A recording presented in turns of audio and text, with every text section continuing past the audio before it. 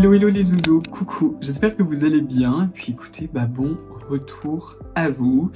Aujourd'hui, je vais vous parler de 5 produits, ou je devrais dire certains types de produits à introduire cet été, ou tout du moins qui vont vous aider, parce que peut-être que vous les avez déjà, et je vais vous expliquer un petit peu le rationnel derrière. Et je vais aussi essayer de vous donner quelques alternatives en fait à ce type de produit, quoi. Donc, premier produit, sans aucune surprise, j'ai envie de vous dire, c'est évidemment d'intégrer un solaire que je classe dans la catégorie des solaires hardcore. Qu'est-ce qu'un solaire hardcore selon ma définition à moi? C'est un solaire qui est forcément SPF 50+, quel que soit le moment de l'année, de toute façon, sauf si vous vivez dans une grotte, vous devez porter un SPF 50+, et je tiens à mon plus, parce que ça veut dire que le SPF est au minimum de 60 en Europe, tout au moins. C'est un solaire qui a aussi une protection UVA qui est supérieure à 30. Alors, pourquoi est-ce que c'est important? En général, l'été, ou tout simplement, si vous vivez dans une partie du monde, et là vous avez de la chance où il fait toute l'année très très beau, il y a forcément des moments dans notre vie où on va être amené à passer plus de temps dehors. Très souvent, en été, c'est aussi le moment où les personnes, si vous vivez en zone tempérée, tout au moins, vous allez peut-être aller avoir des vacances, ou même si vous ne prenez pas vos vacances, vous allez tout simplement passer plus de temps dehors. À partir du moment où on passe du temps dehors, en particulier, je dirais après 10 heures du matin jusque vers 17 heures, c'est le moment en fait où les UV nous bombardent le plus. Alors non seulement les UVB qui contribuent majoritairement au coup de soleil, mais aussi les UVA. Il y a une partie des UVA, ceux qui sont le plus proches des UVB, qui contribuent au coup de soleil, et on a les UVA de type 2, les UVA de type 1, surtout les très très longs, ceux qui sont très proches de la lumière visible, qui vont en plus accélérer de façon dramatique le vieillissement. Les UVB aussi, qu'on soit bien clair. Donc c'est pour ça que dans ce type de situation où vous allez passer beaucoup de temps, je sais pas, à une terrasse de café, à vous balader dans une ville, à vous balader en nature, à tout simplement aller à la plage, c'est vraiment important d'associer un solaire qui va beaucoup plus vous protéger. Vous avez certains solaires SPF 50+, qui sont beaucoup plus élégants. Le premier là qui me vient en tête, mais il n'y a pas que celui-ci, mais vous avez par exemple le Blur de chez SVR qui est effectivement très très élégant. Il y en a un autre aussi que j'adore de chez Eucerin qui s'appelle le Sensitive Protect. Je vais vous laisser les liens dans la description. Vous avez aussi l'Aquafluid de chez Bioderma. Ce sont des solaires que je trouve quand même très élégants pour le quotidien. C'est des SPF 50+, ils sont très bien faits. La combinaison de filtres est aussi super intéressante. Et ce sont, on va dire, des marques qui ont toute ma confiance au niveau protection solaire. Ils sont excellents. Sauf que quand vous allez passer vraiment du temps dehors, j'ai peur que ces solaires-là, au niveau protection UVA, qu'on soit en dessous de 30 ou pile à 30. Je préférerais, en particulier si vous voulez ralentir le vieillissement, peut-être que vous avez aussi des taches, du mélasma, que vous optiez pour des solaires beaucoup plus protecteurs. Alors, les solaires dont je vous ai déjà parlé 200 fois, vous avez la P20, vous avez la Suncare for Kids qui est excellente, surtout si vous êtes à la plage, parce que celle-ci, elle est quand même assez grasse. À la plage, du coup, c'est parfait. Vous en badigeonnez tous vos gosses, vos gamins, etc. à fond les manettes, les enfants des autres. Enfin, vous voyez ce que je veux dire. Vous protégez un maximum tout le monde. Si vous cherchez quand même une version un peu plus élégante quand vous allez passer du temps dehors, ça peut être même à la plage, on s'entend, c'est par exemple la Sensitive Face. La Sensitive Face, son énorme avantage, c'est qu'elle a aussi une protection UVA qui est supérieure à 50, donc du coup elle est très très bien. Elle a l'air d'être assez équivalente à la Suncare for Kids, en version moins grasse. Malheureusement, elle est qu'en format 50 ml. Vous avez aussi la version sensitive tout court, vous n'avez pas le mot Face en SPF 50+, qui elle a une protection UVA qui est supérieure à 40, qui est aussi très très bien et qui est encore moins grasse. Donc comme ça, vous avez le choix. J'en ai d'ailleurs commandé d'autres qu'il faut que je vous teste de chez P20. Peut-être que ce sera déjà fait au moment où cette vidéo sera publiée. J'en sais rien. Voilà. Mais en tout cas, vous serez au courant, je vous jure.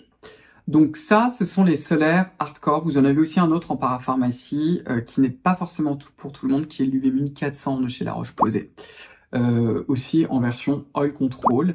La version pas Oil Control UV 1400, le fluide, et je vous parle bien du fluide, qu'on s'entende bien, a énormément d'alcool, c'est vraiment de la vodka. Elle a aussi une texture très liquide, donc faut vraiment y aller, faut en mettre beaucoup.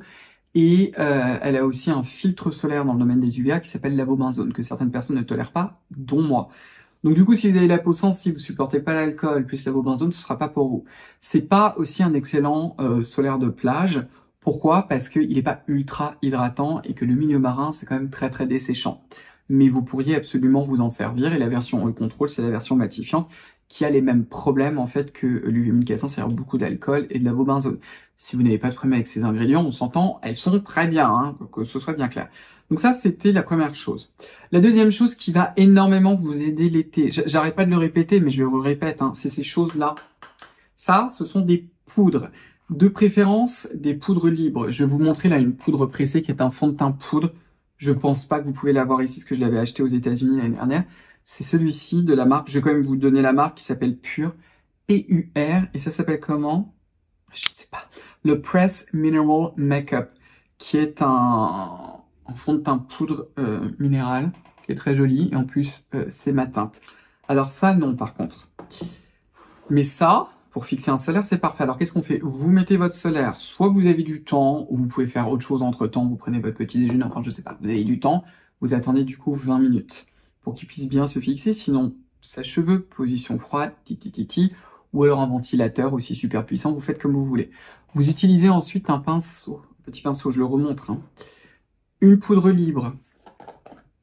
Vous mettez, bon là il n'y en a pas parce que c'est quand même beaucoup mieux, ça c'est la Make Up Forever. Je vais vous laisser les liens, hein. C'est la Make Up Forever qui s'appelle la HD Skin Setting Powder. Ma teinte à moi c'est la 2,5 Neutral, Medium Neutral, qui du coup a l'avantage aussi que quand j'ai un solaire qui est un peu blanchissant, ça le corrige complètement. Vous prenez votre pinceau, vous mettez un peu de poudre dessus. En général avec les pinceaux, la poudre ne va pas se distribuer uniformément. Donc vous prenez le capot de ces poudres-là et vous faites ça.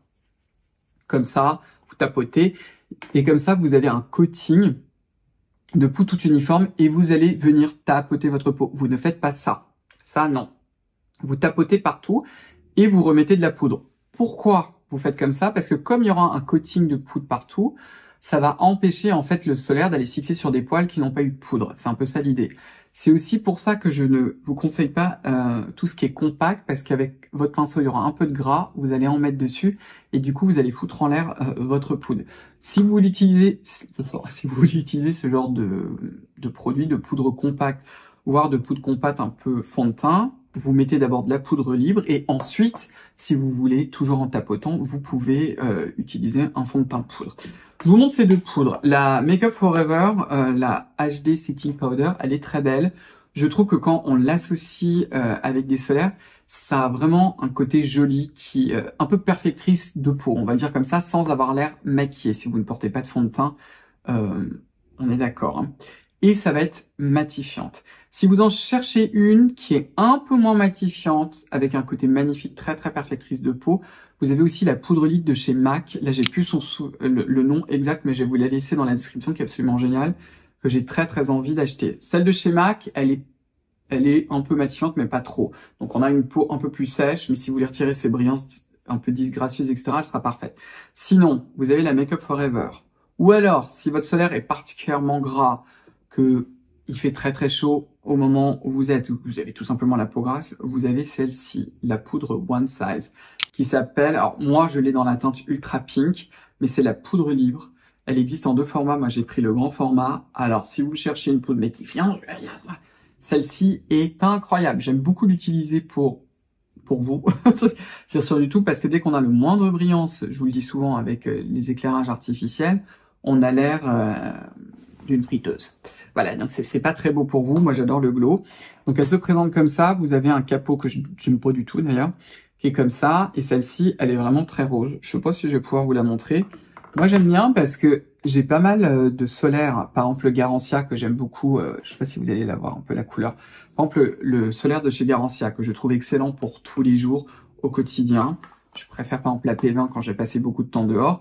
Il y a de l'astaxanthine dedans. De l'astaxanthine. J'arriverai jamais à dire le nom de cet antioxydant qui du coup donne cette teinte un peu orangée. Donc du coup sur moi, il me donne le teint un peu orangé exactement comme le blur et ça a tendance à s'accentuer. Donc c'est pour ça que la poudre rose, ça va neutraliser et du coup c'est parfait et j'ai pas de soucis. Et si vous souhaitez mettre un fond de teint par-dessus votre solaire, vous attendez que le solaire se fixe, comme je vous ai dit, soit sèche-cheveux, soit 20 minutes. Vous prenez une éponge et vous tapotez votre solaire sur votre fond de teint sur le solaire.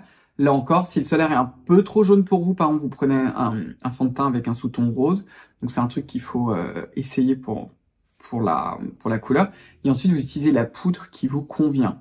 Mais ça, c'est vraiment le game changer, en fait. Et pensez aussi, je refais de nouveau un reel sur Instagram parce qu'à chaque fois, j'ai la question. Un petit pinceau comme ça et vous faites la paupière mobile. Alors, c'est un peu difficile parce que là, je me vois pas, mais vous faites la paupière mobile, voire juste le ras de cils. Pas la paupière du bas, j'ai bien dit le ras de cils. Ça va bloquer, en fait, le solaire et ça va empêcher qu'il migre dans vos yeux. Voilà. Et donc, je me suis beaucoup étalé. Donc, solaire, poudre. Autres produits ultra intéressants qui sont au niveau un peu plus des actifs apaisants. Ce que je vous explique, c'est que souvent, avec l'été, on passe beaucoup plus de temps dehors, donc du coup, on va beaucoup plus se stresser la peau, elle va beaucoup plus s'inflammer, donc le vieillissement va s'accélérer. Donc c'est quand même une excellente idée d'introduire des produits qui sont calmants.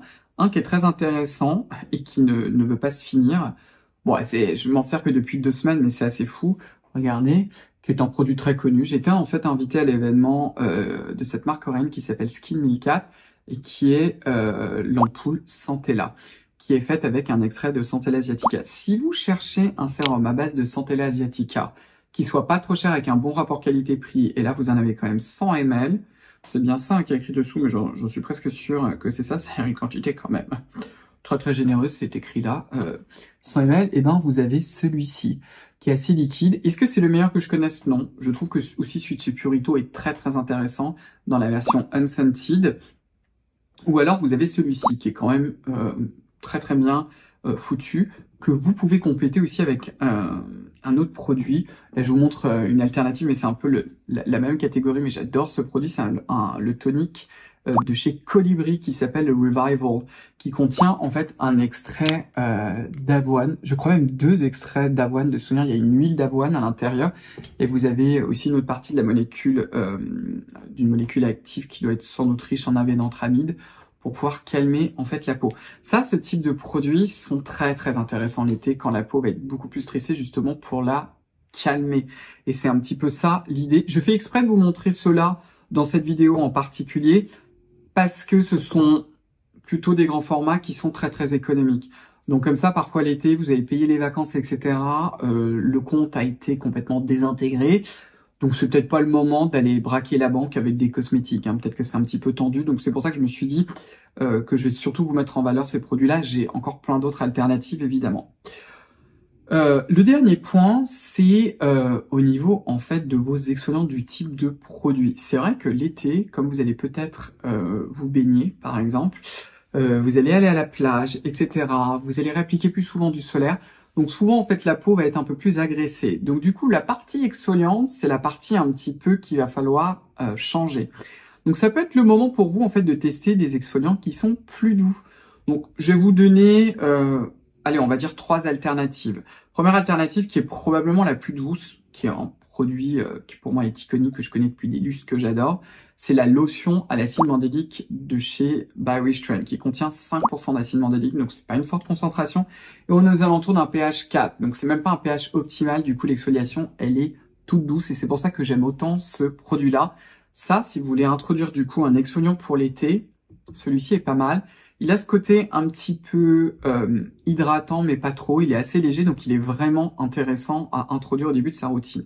Sinon, 2 autres produits. Une alternative de para, ce serait le sérum Sebia Clear, tout simplement dans la version sérum, qui contient 14% de gluconolactone. Si jamais vous avez tendance à faire de l'acné, eh ben, celui-ci pourrait être intéressant. C'est vraiment dommage qu'à chaque fois il y ait du parfum. Il est vendu pour la marque comme comment dire, un sérum traitant contre l'acné, mais c'est aussi un excellent exfoliant qui est aussi combiné à de la niacinamide et qui a aussi un petit peu d'acide salicylique et qui reste quand même très doux. Donc ça pourrait être une très bonne idée.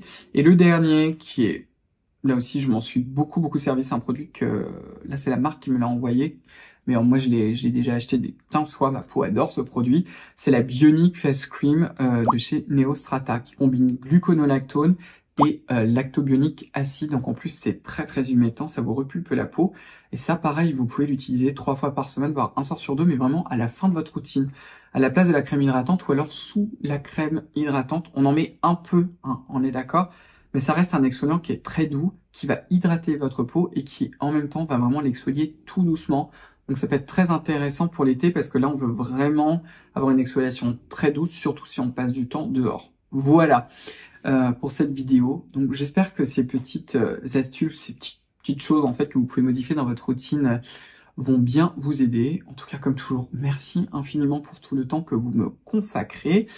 Si jamais mon contenu vous plaît, je vous invite à vous abonner, à enclencher la cloche de notification, à commenter juste en bas si ça vous dit, à me donner un pouce bleu. Vous pouvez également me rejoindre sur Instagram, sur le compte Instagram de ma propre marque, Essila.beauty.